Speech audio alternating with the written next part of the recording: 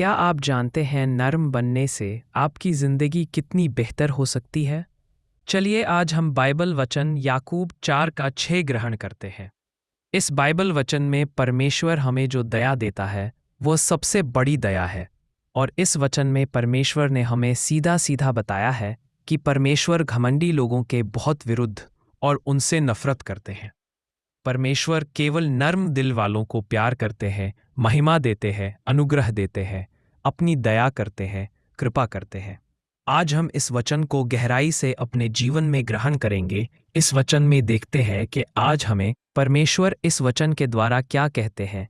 इस वचन में परमेश्वर ने हमें नर्म रहने के लिए कहा है ताकि हम परमेश्वर के अनुग्रह को ग्रहण कर सकें। परमेश्वर घमंडी लोगों का विरोध करते हैं। चलिए जानते हैं कैसे एक जगह पर बहुत सारे लोग काम करते हैं, उसमें से जो लोग कम गुण वाले होते हैं वह तरक्की पाते हैं और जो ज्यादा गुण वाले होते हैं उनका कोई तरक्की नहीं मिलती। तो फिर हम ये सोचने लग जाते हैं कि शायद ये किस्मत की बात है, जहां फिर ये बॉस के द्वारा किया गया है। पर जब हम इस बात को गहराई से सोचते हैं, जो नरम इंसान था उसे तरक्की मिली और जो नरम नहीं था उसे तरक्की नहीं मिली।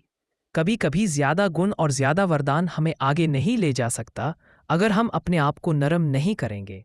जैसे बाइबल में लिखा है, मूसा जिसके साथ परमेश्वर बात करता था और जिसको परमेश्वर वचन देता था, जिसे परमेश्वर के बड़े बड़े काम किए, उसके बारे में परमेश्वर ने कहा कि इस धरती पर मूसा की तरह कोई नरम इंसान नहीं है। उसे समय की बात करें तो परमेश्वर सबसे ज्यादा मूसा के संग बात करते थे और बिल्कुल आमने सामने बात करते थे, मूसा को वचन देते थे और उनसे बात करते थे। और बाइबल हमें बताती है कि मूसा ने 40 दिन तक बिना कुछ खाए पिए पूरी रीति के साथ पहाड़ के ऊपर परमेश्वर के अनुग्रह को पूरा किया। मूसा के खिलाफ बोलने वाले लोग और यहां तक कि उसकी बहन को परमेश्वर ने सजा दी, क्योंकि मूसा के ऊपर परमेश्वर का अनुग्रह था। इसीलिए हम अपने आप को नरम बनाएं, क्योंकि तरक्की नरम रहकर ही प्राप्त होती है। परमेश्वर के अनुग्रह के कारण ही हम नरम बन सकते हैं। आओ हम अपने आप को नरम बनाएं ताकि हम परमेश्वर का अपने ऊपर अनुग्रह प्राप्त कर सकें। इस वचन से हमें यही शिक्षा मिलती है कि अगर हम नरम रहेंगे, किसी से वैर विरोध नहीं करेंगे, कोई घमंड नहीं करेंगे, तो हम परमेश्वर के अनुग्रह को प्राप्त कर सकते हैं। और चलिए हम सब मांगते हैं परमेश्वर से, परमेश्वर हम अपनी सब कर्मियों को पहचानते हैं और अपने आप को नरम दिल वाले बनाते हैं। मैं अपने आप को आपके सामने नरम बनाता हूँ ताकि मैं परमेश्वर आपका अनुग्रह प्राप्त कर सकूँ।